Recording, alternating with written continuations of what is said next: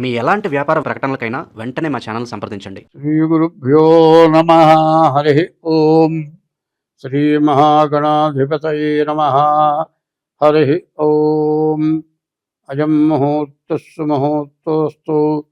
సుముహూర్తకాలే సూర్యాదీనాం నవానాం గ్రహాణాం అనుకూల్యతా వసుద్ధరస్తు. యః కర్తా జగతాం భర్తా సంహర్తా మహసాం నిధి. ప్రణమామి తమాదిత్యం బహిరంతస్తమోపహం.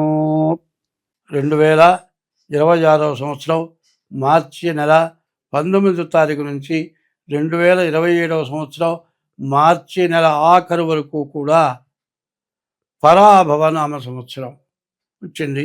ఈ పరాభవనామ సంవత్సర ఫలితాలు చెప్పుకున్నాం. ఈ పరాభవనామ సంవత్సరానికి మీనరాశి, ఈ మీనరాశికి జన్మంలో శని ఉన్నాడు. ఈ శని 3 సంవత్సరాల 6 మాసాలు గడిచిపోయింది. ఇంకా 4 సంవత్సరాలు ఉంది. ప్రతి మానవుడికి కూడా 30 సంవత్సరాలకు ఒక్కసారి ఏలినాటి శని వస్తుంది. ఈ శని వల్ల చాలా ఇబ్బందులు, చాలా కష్టాలు, చాలా నష్టాలు, విపరీతమైన సమస్యలు కూడా రావటానికి బాగా అవకాశం ఉంది. ఈ రాశి వాళ్ళని ఎవ్వరూ బాగు చేయటం చాలా కష్టం. ఎట్లా బాగుపడతారంటే మీరే బాగుపడాలి. ఏ జీవరాశిని హింసించకూడదు. ఆఖరికి తేలుని పావుని కూడా చంపే ప్రయత్నం చేయకూడదు. ప్రతి జీవరాశికి కూడా చేతనైన ఆహారం పెట్టండి. చెట్లకు కూడా మీరు చెప్పాలంటే ఈ రాశి వాళ్ళు తప్పనిసరిగా ఎక్కడైనా ఒక మారేడు చెట్టు వేసి పెంచండి. ఈ మారేడు వృక్షానికి వచ్చిన మారేడు దళాలు ఈశ్వరుడికి పూజ చేస్తే మీ జీవితం మొత్తం సుఖమయంగా జరుగుతుంది. ఈ రాశి వాళ్ళకి ఈ ఏలినాటి శనిలో మరి మారేడు చెట్టు యొక్క స్వభావం ఏంటంటే దర్శనం బిల్వవృక్షస్య, చూడటం చేత పరిసరం పాపనాశనం, తాకితే పాపం పోతుంది. అఘోర పాప సంహారం, వంశంలో ఎంత విపరీతమైన పాపం చేసినా పాపం పోతుంది. ఆ మారేడు దళాల్లో ఈశ్వరుని అర్చిస్తే మీకున్న సమస్త దోషాలు పోతాయి. కాబట్టి ఈ రాశివాడు తప్పనిసరిగా అన్ని గ్రహాలకి జపాలు, శనివారం శనికి అభిషేకం, సోమవారం ఈశ్వరుడికి అభిషేకం, మంగళవారం కూజుడికి అభిషేకం, ఇట్లా చేయించుకుంటూ ఎప్పుడు కూడా ఎవరికైనా అన్నదానం కానీ ఇట్లా చేస్తూ మీరు జాగ్రత్త పడండి. మీకు ఇట్లా కావాలి అంటే మీ డేట్ ఆఫ్ బర్త్ ద్వారా జాతకం చూపించుకోండి. అట్లా మీ డేట్ ఆఫ్ బర్త్ ద్వారా మీ జాతకం చూపించుకోవాలి అనేటట్లయితే మా యొక్క ఫోన్ నెంబర్లు 6300061241, ఇది కాక 7801071946.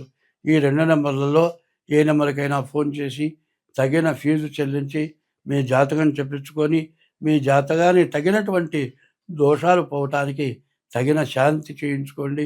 అశ్రద్ధ చేయబాకండి. ఈ సంవత్సరాలు కూడా చాలా చెడు సంవత్సరాలు. సంపాదించడం కాదు కావాల్సింది, సంపాదించింది పోగొట్టుకోకుండా ఉండాలి. కొత్త సంపాదన రాకపోయినా పర్వాలే, ఉన్న సంపాదన పోగొట్టుకోకుండా ఉండాలి. వివాహం కాకపోయినా పర్వాలే, వివాహం అయిన తర్వాత వచ్చిన భార్యని నిలబెట్టుకోవాలి. మానవుడు ఎవడైనా సరే పుట్టిన తర్వాత చదువు, చదువు అయిన తర్వాత ఉద్యోగం, ఉద్యోగం అయిన తర్వాత వివాహం, వివాహం అయిన తర్వాత సొంత ఇల్లు, తర్వాత సంతానం, తర్వాత డబ్బు. ఇవి ముఖ్యమైనవి. వీటిల్లో ఏది లేకపోయినా మానవుడి జీవితం అంతా కూడా వృధా.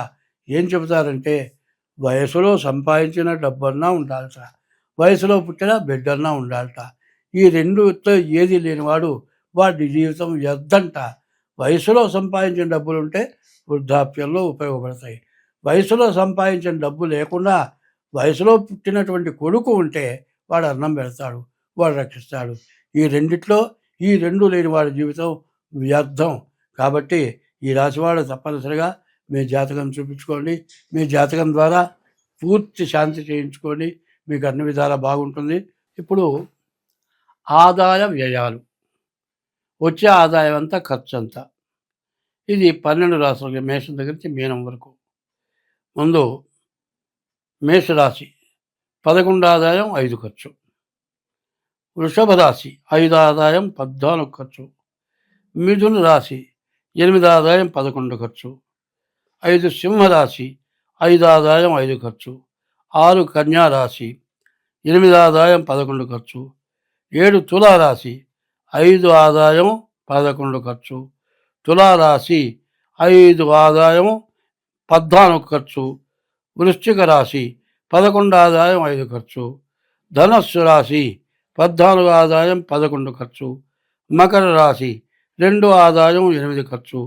మరి 11 కుంభరాశి 2 ఆదాయం 8 ఖర్చు.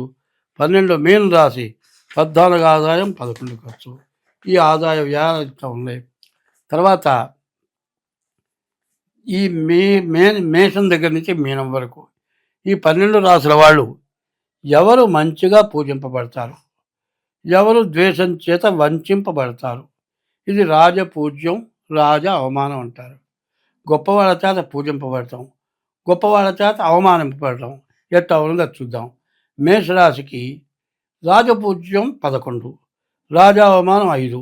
వృషభ రాశికి రాజపూజ్యం 5, రాజా అవమానం 14. మిథున రాశికి రాజపూజ్యం 8, రాజా అవమానం 11. కర్కాటక రాశికి రాజపూజ్యం 2, రాజా అవమానం 11. 5 సింహరాశికి రాజపూజ్యం 5, రాజా అవమానం 5. 6 కన్యారాశికి 8 రాజపూజ్యం, 11 రాజా అవమానం. 7 తులారాశికి 5 రాజపూజ్యం, 14 రాజా అవమానం. 8 వృశ్చిక రాశికి 11 రాజపూజ్యం, మరి 5 రాజా అవమానం. ధనస్సు రాశికి 14 రాజపూజ్యం, 11 రాజా అవమానం. మకర రాశికి 2 రాజపూజ్యం, 8 రాజా అవమానం. మరి కుంభరాశికి 2 రాజపూజ్యం, 8 రాజా అవమానం. మీనరాశికి 14 రాజపూజ్యం, 11 రాజా అవమానం. ఇది ఇట్లా ఉంది. ఇక తర్వాత మనం ఏం చేయాలి? ఇప్పుడు ఈ మార్చి నెల 20 నుంచి ఏప్రిల్ 20 వరకు కూడా మరి ఈ సంవత్సరం మొత్తం స్వస్తి.